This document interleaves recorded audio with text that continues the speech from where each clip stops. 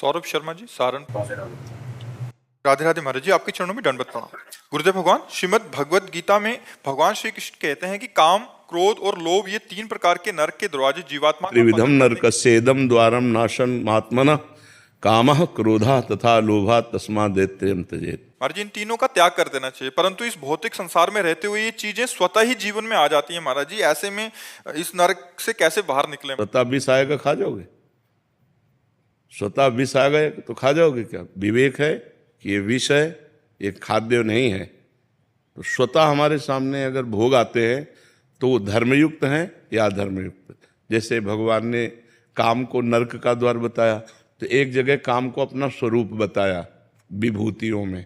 जब भगवान विभूतियों का वर्णन करते हैं तो कहते हैं धर्मयुक्त काम मैं हूँ। जैसे पानी ग्रहण किया, धर्मयुक्त पत्नी शास्त्र सम्मानित स्वीकार किया।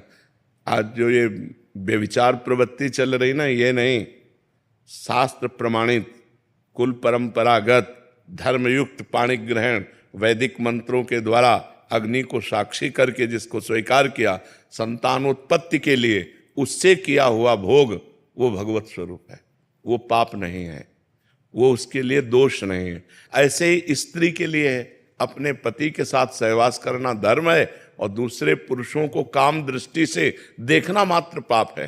पर ये बातें, कलयुग का प्रभाव कैसा चल रहा है, इतना गंदा वातावरण होता जा रहा है। पवित्रता जहां छाई रहती है वहां संशय हो रहा है, वहां संशय हो रहा है। ऐसे पवित्र संबंधों में ये गंदी बातें प्रवेश कर रही हैं जहां दिमाग काम नहीं करता। ऐसा कैसे हो सकता है? समाज में कितनी गंदगी फैल रही है, कितना गंदा व्यवहार हो रहा है। ये समझा ही नहीं जा रहा कि ये धर्म है। शरीर को पवित्र रखना धर्म है। जैसे स्त्री शरीर है, इसको जब तक ब्याह ना हो तब तक पवित्र रखना ये धर्म है। और फिर पति को पवित्र होकर समर्पित करना और आजीवन उस पति के अधीन रहना ये धर्म है। ऐसे पुरुष के लिए है, जब तक पाणी ग्रहण ना हो तब तक ब्रह्मचर्य रहना धर्म है। और जब अर्धांगिनी मिल जाए तो उसे प्राण के समान प्यार करते हुए, उसकी गलतियों को क्षमा करते हुए, उसकी मनोकामनाएं पूर्ण करते हुए, उसे धर्म के लिए उससे अनुमति लेते हुए सहज मित्रवत भाव से आजीवन पार करे। ये गृहस्थ धर्म हमारे सनातन धर्म का है। अब आज क्या हो रहा है? आज क्या हो रहा है? ये बहुत गंदी बातें हो रही हैं। आप सब नौजवान बच्चे संभलो, इससे तुम्हारा जीवन बड़ा संकटपूर्ण हो जाएगा। बच्चियां, एक boyfriend breakup, 2 boyfriend breakup, 3 boyfriend breakup, ये क्या चल रहा है? इसे क्या कहा जाता है? वैश्या प्रवृत्ति। जो कई पुरुषों से संबंध बनाए उसे क्या कहते हैं? और जो कई लड़कियों से संबंध बनाए उसे व्यभिचारी कहते हैं। तो अब व्यभिचारी और वैश्या प्रवृत्तियां अंदर धारण करना, अब इससे आप सदगृहस्थ बन जाएंगे। जब आपको पत्नी मिलेगी तो आप अपनी पत्नी में संतुष्ट नहीं रहेंगे। जब आपको पति मिलेगा तो आप पति में संतुष्ट नहीं रहेंगे, क्योंकि आपका व्यभिचार करना स्वभाव बन गया है। इसलिए धर्मयुक्त ब्याह और उससे भी जो संतानोत्पत्ति के लिए भोग किया जाता है वो काम भगवत स्वरूप है। तो ऐसा नहीं कि हमारे सामने हर भोग आ गया तो हम उसे भोगें।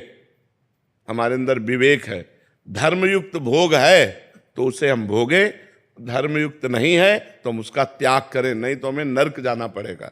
जो पर पुरुष से रति करती है, रौरव नरक कल्प सत्परे, पति वंचक परपति रति करई, रौरव नरक कल्प सत्परे। जो अपने पति का त्याग करके दूसरे पुरुष से संभोग, वो सैकड़ों कल्प तक नरक भोगती है। ऐसे पुरुष के लिए लिखा हुआ है।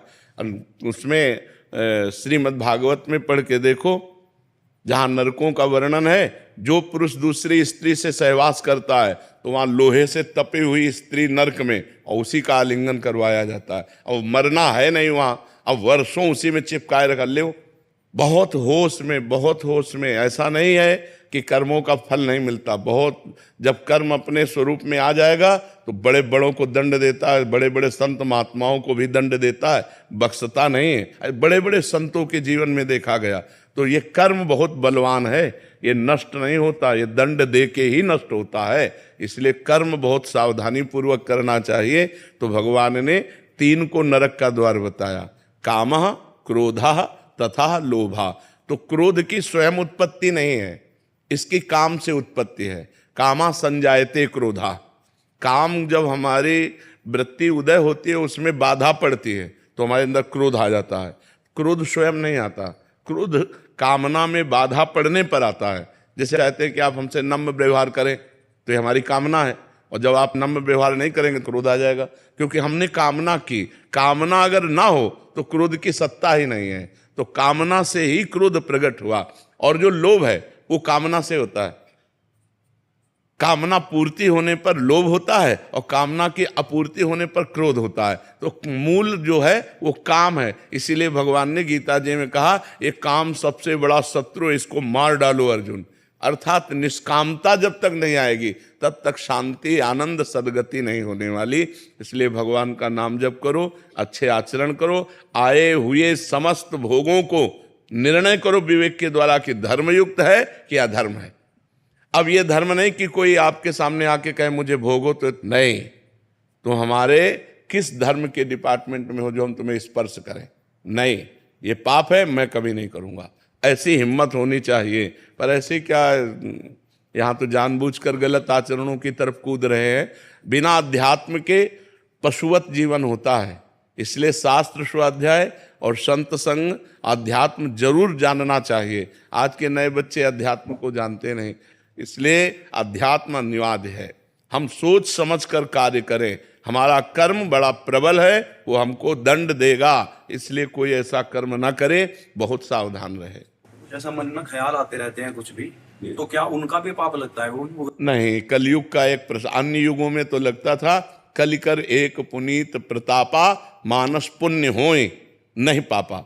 मानस पुण्य तो लग जाएगा। जैसे आपके मन में आया कि अब हमारे पास रुपया है, कल चलते हैं और बिहारी जी का भोग लगाकर सबको बांटते हैं, और आपके सामने कल ऐसी विपत्ति आ गई कि रुपया भी गया और आप भी ना पाए, तो आपको वो पुण्य मिलेगा। लेकिन हाँ, वो पुण्य मिलेगा, हाँ, भावना का। लेकिन आपने सोचा कि कल इनको मार देंगे, आप नहीं मारे, तो पाप नहीं लगेगा। कलिकर एक पुनीत प्रतापा, मानस पुण्य होए नहीं पावा। अगर मानसिक पाप लगते तो तब तो पहाड़ जैसे पाप इकट्ठा हो जाते, क्योंकि मन पाप तो सोचता ही रहता है। तो कलयुग में मानसिक पाप नहीं लगते हैं।